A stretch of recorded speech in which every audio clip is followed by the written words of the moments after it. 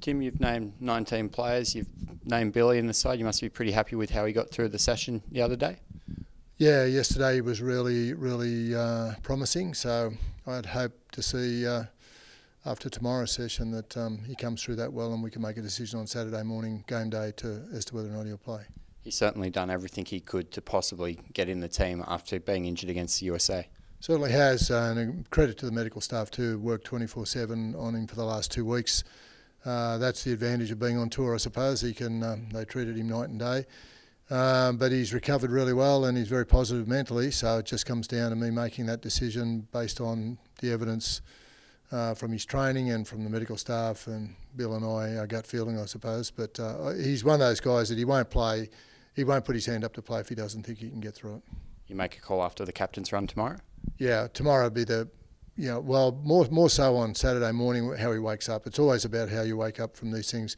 If there's swelling in the knee and it's uncomfortable, then he'd know he couldn't play. But if everything comes good on Saturday, then he'll play. In the meantime, we've made contingency plans, obviously, given a 19-man squad, that if he doesn't play, obviously Greg Inglis would be the obvious choice to go to fullback, and then we'd decide on who'd play centre. So obviously a lot depends on Slater how your final makeup will be, and that'll change obviously the centre position, and it might filter through the team there. A little bit, but it'd be pretty much Greg back and the centre straight in. I don't think it'll be a huge issue. We've trained that way. We've played that way last week, so we'd be ready to go with it if even at the last minute. You've tinkered with the bench a few times in this tournament. Are you pretty settled with what you're going to do there? Well, funny enough, not, because again, it hinges on Billy playing. If Bill plays, certain things will happen. If he doesn't play, then other things will happen. So, well, I can't really give you much more information than that. But there's a little bit, happening there. But the players have played the major parts of the game there. Andrew Fafita and Corey Parker in particular would be secure. But it comes down to probably the utility players of the other two spots that we'd have to work on based on what happens with Billy. Joshua Parley's done pretty much everything on the field to try to force his way into the team for a World Cup final. Yeah, he has. He's been very good. The value of Josh is that he can play either edge, and he can play front row, and he can play 13 as well. So he has really blossomed as a utility forward for us. The power and his strike, let alone his defensive capabilities.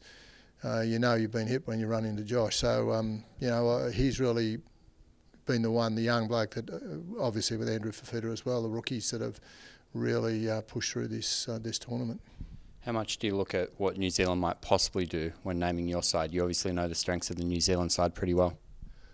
Oh yeah, well we've played against them many a time, but obviously not recently with Sonny Bill Williams playing. Obviously is one of their key issues for us defensively. However, in saying that, they've got their issues as well, and we're not going to know about Vatvai and young Sheck and Frank Pritchard until probably game day, probably an hour before. So, we're mainly looking at our own preparation, albeit that we see their strengths. We've watched them through the tournament, and but again, most of the focus will be on what we're going to do rather than worrying too much what they're going to do. Obviously, Isaac Luke jumping out of dummy half, he gets their sets off to a good start, and he's always probing, especially when the forwards get tired. Well, if there's one marker, he's going to run, and he's been doing it the whole tournament. Well, he does it all year, and he was named International Hooker of the Year last night, so obviously that's indicative of his season. And behind a big pack of forwards, a big front row rotation, that is going to be an issue for us at some stage. However, we just need to be vigilant in that area. We know it starts at the ruck. They're big men and Luke going forward, and we have to stand our ground there. That's the real challenge for this side. We've a great back line. I think we have an edge there.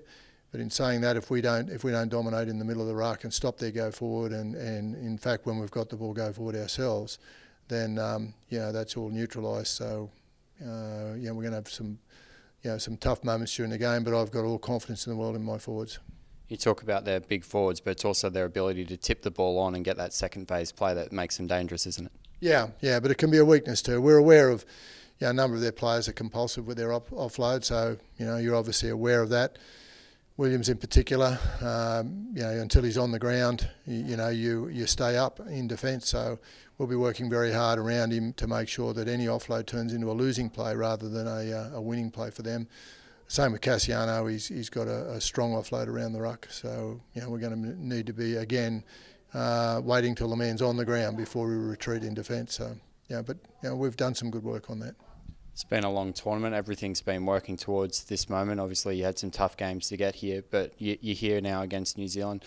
What do you say to them in the last 2 days that you've got them? Obviously, everything's been working to this. You've obviously put in a lot of groundwork, but what do you say as a coach to a team before a World Cup final? Well, the issue is to enjoy the moment. You hear many a person say that about big games, but it's to enjoy the moment. It's a World Cup. Some might never play in one again. Not to be overly anxious about it. As best you can to treat it as another game, another World Cup game. Prepare similarly, and from that point of view, get out there and enjoy it. Bring your A game, though. Of course, when you get to a final, it's got to be everybody's got to bring their A game, and by that I mean the little 1%er. Someone will make a tackle, a desperation dive on a ball, an effort to help someone in defence, and they're the little things that make a difference in these games. And I think the team that makes that effort for the 80 minutes will be the team that wins. And I've confidence that Australia will be that team.